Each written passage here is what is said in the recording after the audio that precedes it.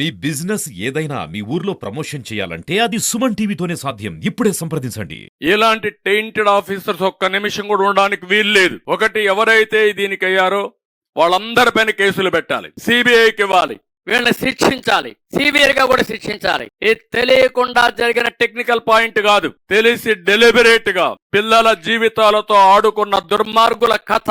వాళ్ళు ఇమ్మీడియట్ గా పనిష్ చేయాల్సిన అవసరం ఉంది. జైల్లో పెట్టినా కూడా వాళ్ళ యొక్క బాధ తగ్గదు. ఆ కుటుంబాలు, ఎన్ని కుటుంబాలు నాశనం అయిపోయినాయి, వాళ్ళ తల్లిదండ్రులు ఎంత బాధపడతారు, ఎంత కష్టపడి కూలి పనులు చేసుకుని పిల్లలు ఒక డిఎస్పీ అయితే, ఒక ఎస్పీ అయితే, లేకుంటే ఒక మనం డిప్యూటీ కలెక్టర్ అయితే చూడాలని ఆ తల్లిదండ్రుల కోరిక. వాళ్ళందరిని నాశనం చేశారు. అలాంటి దుర్మార్గానికి మీరు చేసే పరిస్థితికి వచ్చారు. అందుకనే గవర్నర్ ఇమ్మీడియట్ గా ఇన్వాల్వ్ కావాలి, ప్రధాన కార్యదర్శి ఇన్వాల్వ్ కావాలి. అలాంటి దుర్మార్గులను అక్కడి నుంచి పదవుల నుంచి కూడా తప్పించాలి, ఎంక్వైరీ చేయాలి. అదే మరి వీళ్ళు ఎవరైతే చట్టానికి వ్యతిరేకంగా ఎంపికైన డిప్యూటీ కలెక్టర్స్ అందరినీ డిస్క్వాలిఫై చేయాలి. They are no more eligible. చట్ట వ్యతిరేకంగా డిఎస్పీ నియామకం అయితే ఇన్ని అయితే వాళ్ళు ఎవ్వరు కూడా డ్యూటీలో ఉండడానికి వీల్లేదు. ఉన్న పళంగా వాళ్ళందరినీ తీసేయాల్సిన బాధ్యత గవర్నర్ పైన ఉంది, ఎన్నికల కమిషన్ పైన ఉంది, వీళ్ళందరి పైన ఉంది.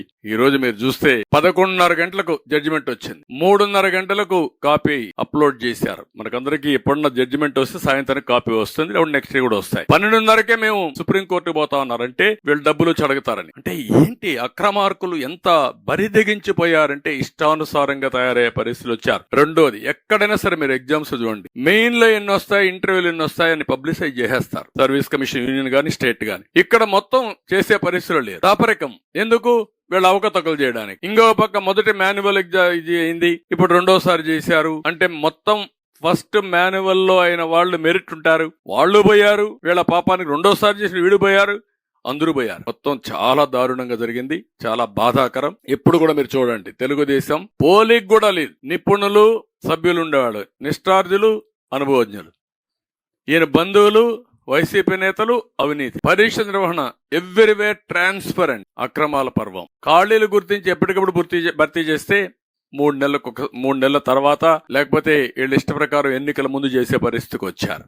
మెయిన్స్ ఇంటర్వ్యూ మార్కులు ఎక్కడికక్కడ ప్రకటించాం, ఇక్కడ అభ్యర్థులు కోరినా ఇవ్వలేదు. అదే మరి 5 ఏళ్లలో ఒక్క ఆరోపణ రాలి. 5 ఏళ్లు కాదు, 22 సంవత్సరాలు తెలుగుదేశం పార్టీ హయాంలో సర్వీస్ కమిషన్ లో ఎక్కడ కూడా ఒక్క ఆరోపణ లేకుండా ఒక పద్ధతి ప్రకారం రిక్రూట్ చేసిన పార్టీ తెలుగుదేశం పార్టీ. ఈయన పెద్ద ఎత్తున అక్రమాలు, నిరుద్యోగులకు ప్రభుత్వంపై పూర్తిగా నమ్మకం పోయే పరిస్థితి ఈ రోజు చూస్తా ఉంటే ఎక్కడికక్కడ ప్రభుత్వం ఇష్టానుసారం. ఒకప్పుడు ఏది జరిగినా ట్రాన్స్పరెంట్ గా, నేను నాకు బాగా జ్ఞాపకం, టీచర్ ఉద్యోగాలు కూడా నేను చాలా ట్రాన్స్పరెంట్ గా చేశాను.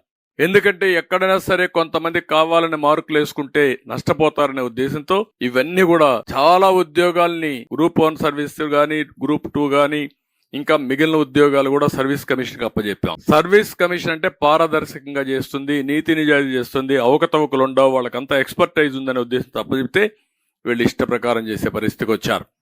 ఇప్పుడు నేను ఒకటి అడుగుతున్నా, ఈ ఇద్దరు గ్రేట్ పీపుల్. సుమన్ టీవీలో మీ పర్సనల్ అండ్ బిజినెస్ ప్రమోషన్స్ కోసం కింది నెంబర్ కి కాంటాక్ట్ చేయండి.